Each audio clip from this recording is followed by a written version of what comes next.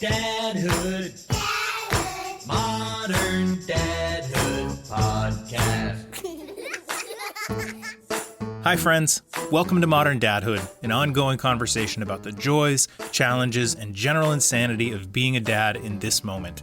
My name's Adam Flaherty. I'm a dad to two amazing, powerful daughters who are 10 and 7. Marc and I have some absolutely awesome episodes coming up for you, but we're trying something new that we're calling a rewind episode, where we select an engaging conversation with a dad from our sprawling back catalog of episodes and replay it for you. We hope it'll be a nice way to tie you over. Is it tie over or tide you over? Whatever it is. We hope it'll tide you over until our next episode release next week.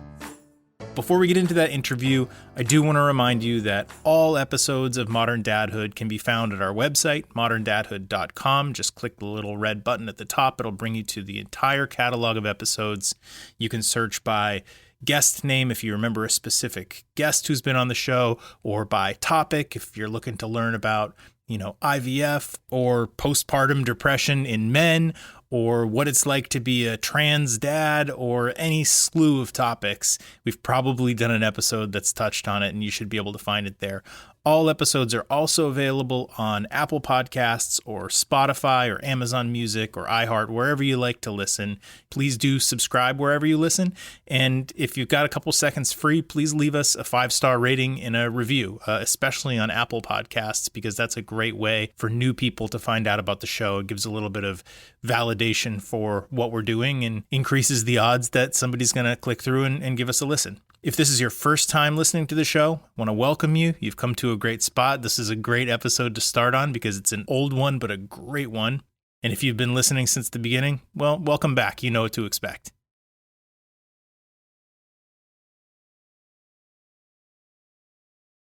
All right, so this conversation was a pretty early one for us, like I said. It originally premiered in episode 35 called From Green Slime to Story Time, and the guest was none other than Nickelodeon's Danny Tamberelli, who you'll remember as Little Pete from The Adventures of Pete and Pete. He was also in All That. He was in the game show Figure It Out. He was also in the film The Mighty Ducks, which is an absolute classic.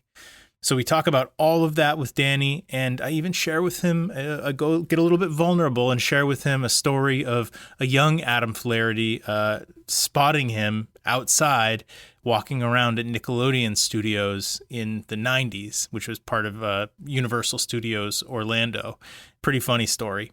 Of course, we also dig into Danny's fatherhood experience with his son, Alfie.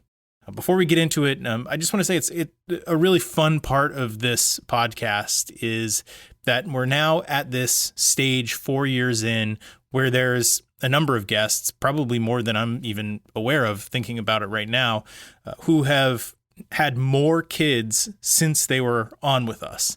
And Danny is actually one of those. He and his wife, Caitlin, welcomed baby Penelope into the world back in July of 2022. And so she's coming up on 2 years old. And we want to wish them congratulations on that. And also, Danny and Caitlin have released a book, and they have another one on the way. So I'll drop links to those in the show notes so that you can check those out. Okay, enough of me. Let's roll that beautiful bean footage.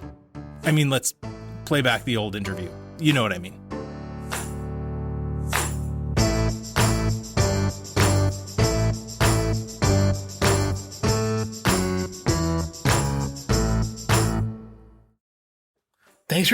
Thanks for having me. It's our pleasure. I like the way that you were like, someone told me you should get more people and like more interesting people, and then you got in touch, and it just happened to, Adam's a sleuth. That's it. He's an internet sleuth. See what happens, guys? This is what happens in a pandemic. People will just start contacting you. We're so bored. I can't wait for your episode with The Rock. I just can't wait. We call him Dwayne. Yeah. You call him Dwayne. He made me call him Mr. Rock. I thought that was really weird. It's very strange. Very odd. Tell us about your family. Tell us about your wife and son. What the hell do you want to know about them for? So you're a dad, right? Yeah. No, I'm not just an uncle that has a nephew that I parade around as my son. Oh, good. My sister, my little sister I have two little sisters. My middle little sister had the first child in the family. And so I'm his godfather. And so like in the very beginning that was like my first, like, that was like my baby with training wheels. Yeah. You know, he's kind of like, oh, cool. Whoa. Like you learning stuff like, wow, this is very cool. Oh, he's a little crazy. Sis, you can have him back now. Hand it back. Right. And I was the hand it back uncle. I was, that was just what I did. And now I have a child I can't give to anybody because we're in a pandemic. I can't even pawn him off to my mom and dad or my wife's mom and dad. It's just like, well, I guess we'll just figure it out. Yeah. The best part of having a niece or nephew is like getting them all wired up and best. Then taken off. Mm-hmm. Oh yeah. You guys got a 45-minute car ride home and he's upset now because I gave him too much chocolate. Well, see you later. Good to see you. I got to get back to Brooklyn. I got to pay the, $25 in tolls to get from Jersey back to New York. So Alfie is Alfred. Mm-hmm. Yep, Alfred. Great name, super unique. It's my grandfather's name. Yeah, it's my dad's dad was Alfred. I feel like a lot of people are bringing back family names, and I think that's a pretty cool thing. When Alfie's old, though, like he's going to be like an 80, 90-year-old Alfred, but like all of his buddies are going to be like Caden and, Grayson and my best friend Gala, middle name Apple. All right, Alfie, cool, man. It's weird to see like my wife's brother has two kids and one just turned 1 year old and 1 year old. It's like saying Happy New Year's. Happy New Year's to yous. And he's just a different, like, we did like a Zoom birthday thing and Alfie's birthday was June 14th and we turned 1 year old and like he started walking and then like the next day he was like prancing and then the third day he was like running faster than I could catch up with him. Mm-hmm. And it was just like, yeah. And like he had a first birthday cake and, going crazy. And just 2 days ago, we just did the same thing for Jack, who just turned 1. And it was like, he's just way more subdued. It's just a weird thing to think about, like how the placement is so different, but they all turn out the same. Yeah. And I was like, okay, well, we didn't get a chance to be like, oh gosh, is he not going to walk? Instead it went right to, oh shit, those things that everyone says like to put on like the back of the dresser so things don't pull up. It's like I've never stuck anything to the wall before. It's like, no, you don't need it now. I'm like, oh my god, now you're thinking like he can't open a door yet, can he? No, yeah, and then he opens the doors. He's oh my god. But you're right, though. It's like suddenly, because we're, I guess, maybe just a little bit up ahead of you in that stage. Our kids are going to turn 3 next month. Do you have twins? Yeah, I got twins. Oh man! And, all right. Yeah, pretty lucky. It's very lucky. Some would say lucky. Yeah, but like all of a sudden one day, it's like they find their hands and they realize that they can go after everything. And then, there's that moment of panic for us too. That was like, everything from like, when we're done cooking, we can't leave the cutting board with a gigantic knife on it anywhere near the edge of a table because that shit's just going to come flying down at some point. So he's, you said about 1.5 years. What's he up to? It's new things sort of week to week, it feels like at that age. Yeah, everything. I mean, he's saying like new words. He's not, full sentences yet, but it's like every day it's a new word. Like today was boat. I'm like, oh, okay. He gets the boat. He's got a little boat. He's got a boat in his bath time. He has a couple boats and books that we read, and now he's like sort of getting it. I'm like, boat, and he says, boat. You're gonna be a captain. It's clear. We're a Sandra Boynton house. Are you familiar with Sandra Boynton? Yes.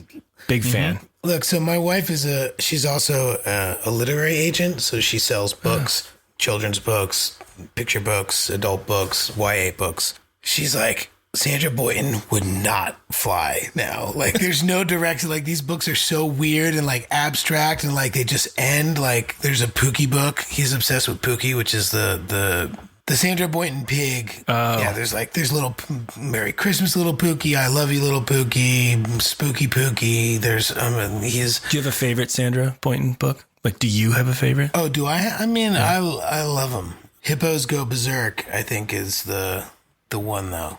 That's a good one. We've been reading it.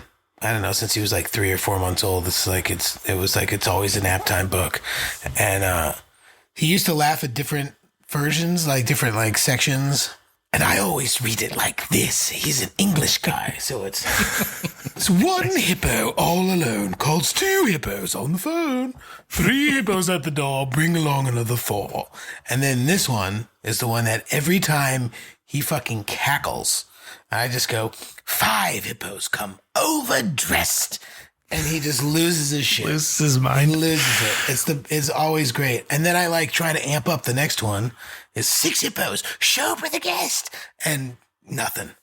Like, no, he's like 5 is your best material, Dad. 5 is your best material. 6, Dad, I'm looking at you like, can you just wrap it up? Because I want to get. Can we get to 7? Because this. He likes pout fish too, and I have to explain to him when he's old enough that like, hey, it's not consensual to just go up and kiss someone like that. Like you gotta That book drives me a little bit insane because I love it so much. Yeah, until it gets to that end bit, and I'm like, this just gets weird. Yeah. And I actually think I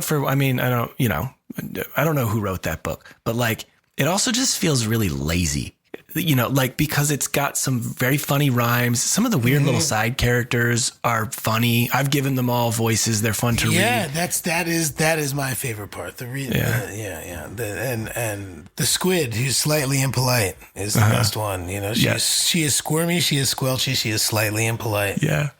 She says kaleidoscope of mope. Kaleidoscope of mope. Yeah. That's great. It's great. That's great. That sounds like an emo band that used to open for Sunny Day Real Estate.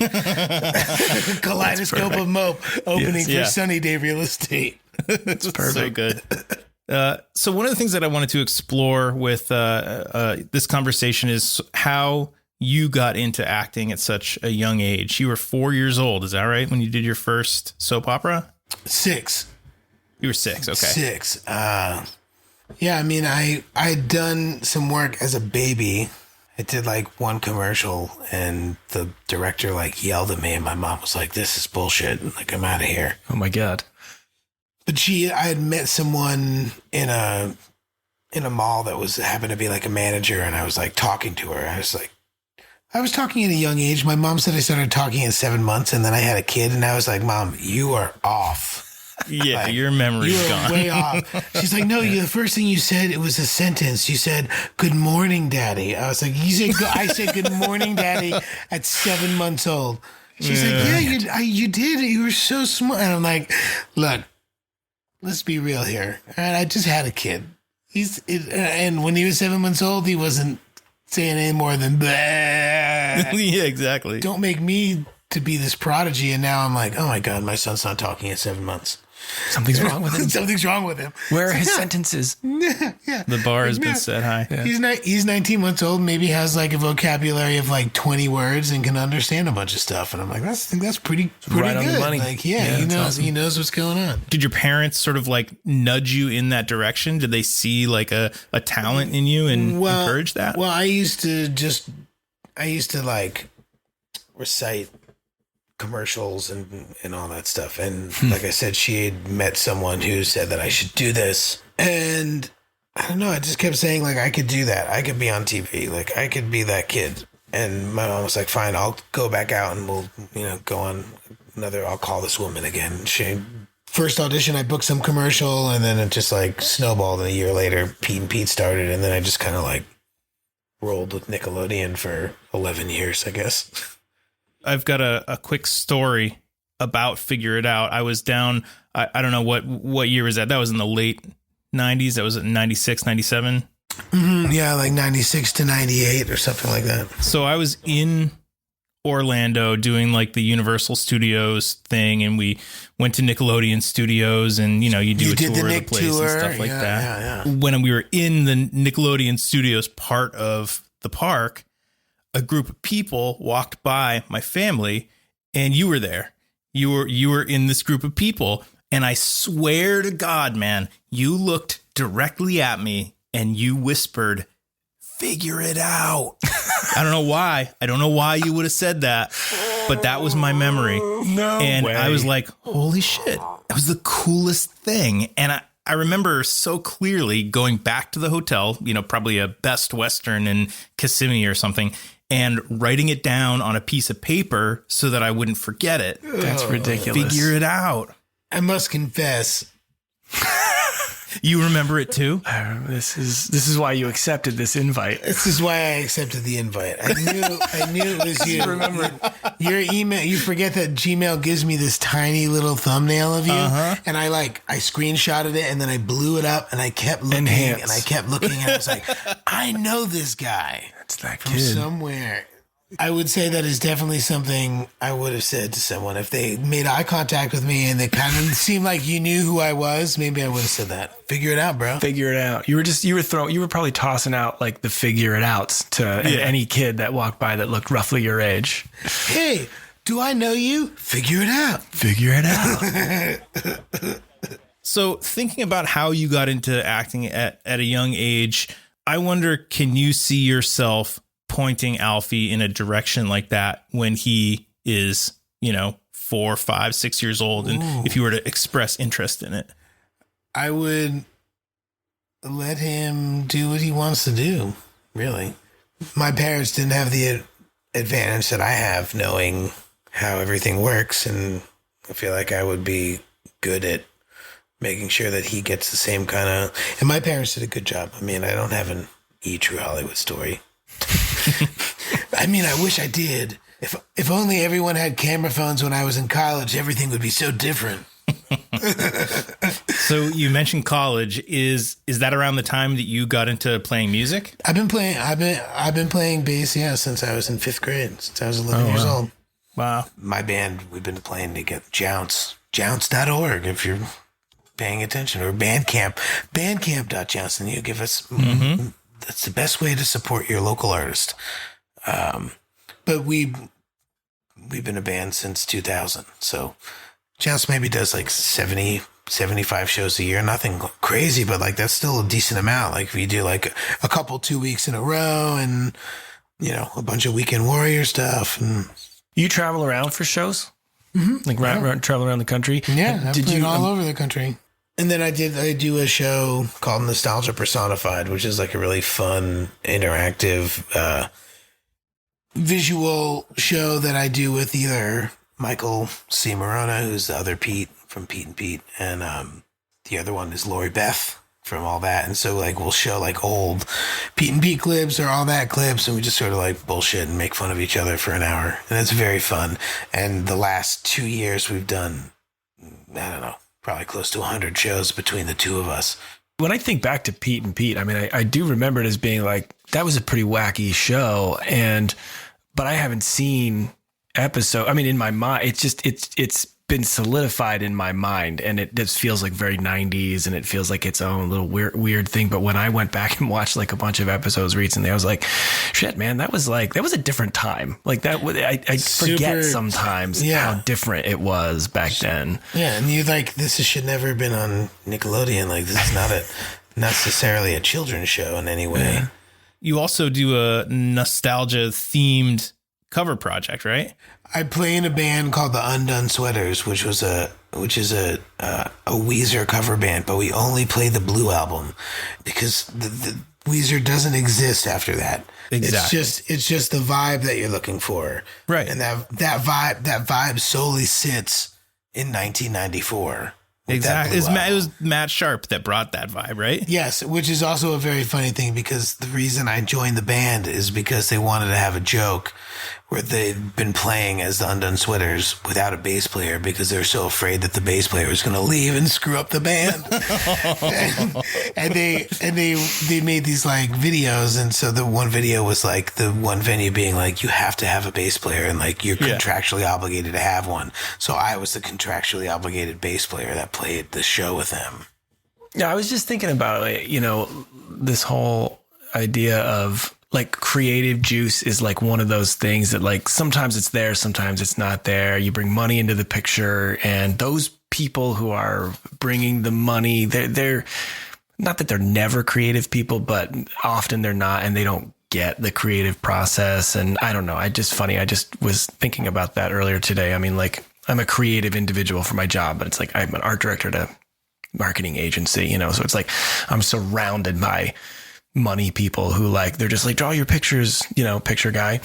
But I was thinking, but I was just thinking as you were talking, like, for me, the advent of having children was one of those things that, like, suddenly, like, the creative juices were like way more present and like flowing a whole lot more for me. And I mean, some of it's like this, some of it comes out in like this podcast. And I know for Adam, it like kind of led him to the idea of this podcast. And some of it leads me to, like, I play music. It's like something that I love to do. It's like a passionate thing that I love doing. And it's like, you know, that, you know, there's like this inspiration to constantly be writing like silly songs and stuff. That's just all from watching my kids. You know, I don't even really know where it comes from, but like, do you find that too? Have you found like a new life for creative ideas since Alfie came into the picture?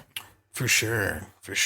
I think that definitely is something that happened. And I've spoken to a lot of dads and moms who are creative people that have that similar thing. Like, I don't know what it kicks in. It's like instinct. Like, oh shit, I gotta do something. I gotta figure it out.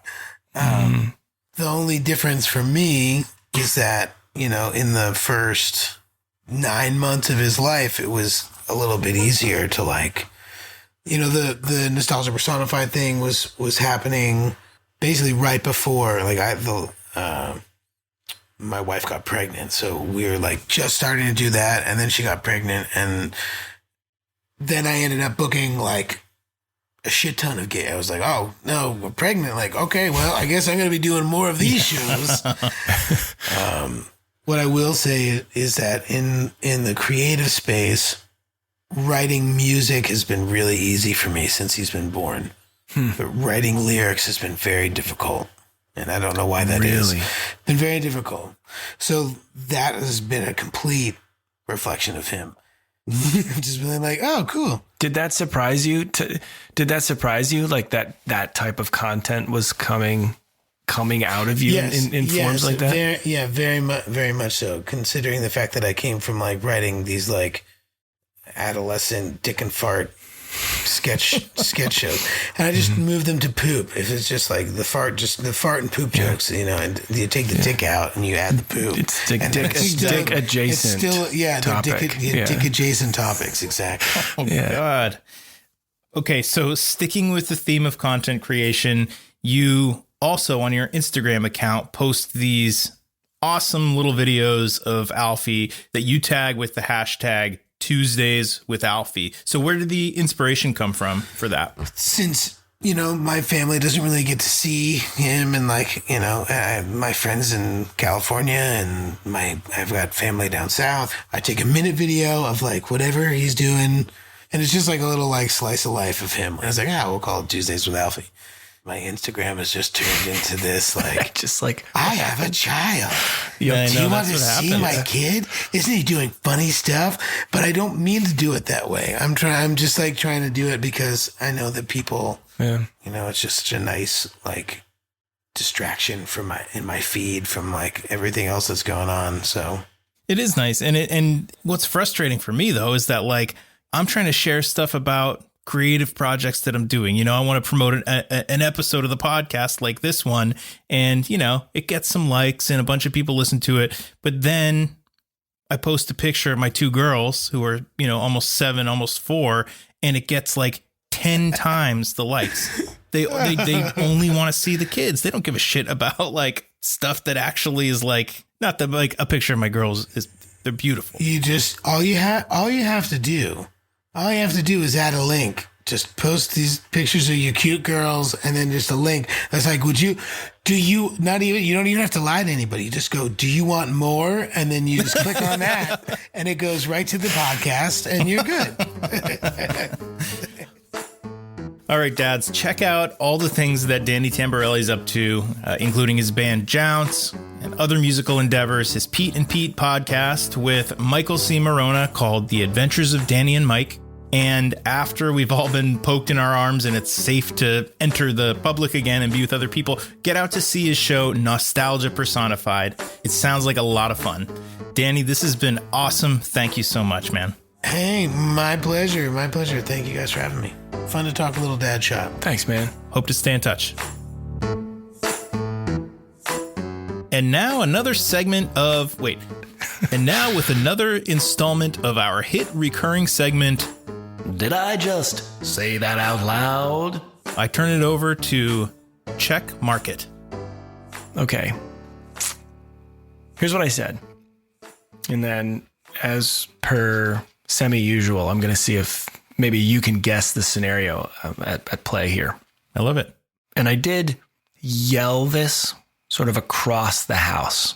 So it was inside. That's good to know. Yeah. There's a clue. Yeah. I'm going to just speak it, but in your mind, I'm yelling this across the house to my wife. Okay. I just have to wash the shit water off my hand. I don't know that it has to do with the boys at all. I think this has to do with Rigby. Oh, okay. I thought you were going to say with me. Yeah, I think you ran out of toilet paper and had to use your hand, which you never have to do because you can always just get in the shower, right? Or just drag your ass across the floor, on which the carpet. feels good and cleans your butt. Yes, that's right. No, I think that this is a dog thing. Okay. Shit water off my hand. Mm-hmm. Oh, I know what it is. Oh. One of the boys shit in the bathtub. Oh, ooh. Now that's a good guess. It's wrong. Oh, but it's a good guess. As you know, we're on the downhill side of the potty training mountain. Mm-hmm. We still have these like little floor potties. Yeah. Then you can pull the basin out and you just dump it in the old potty hole. Right. And sometimes what you're dumping out doesn't cooperate. It's a little bit lodged. Yeah. It just depends on the consistency of the poo. Yeah. I'm making a lot of hand motions, but no one can see that. I think you need to make accompanying sound effects. It gets a little... Okay, so you were kind of really shaking it, weren't you? So I was like banging it against the inside of the toilet bowl, trying to get it out, and it wasn't. But I also had to like get out. I just like finish that task and then go deal with kids. And so I just brought it up to the sink, dumped a bunch of water in it, and then sort of instinctually and also stupidly did like a very vigorous swish with my hand once this thing was like half full of water. Oh my God. Why? I don't know. Thinking like, here, I'll just dislodge it real quick with a little swish.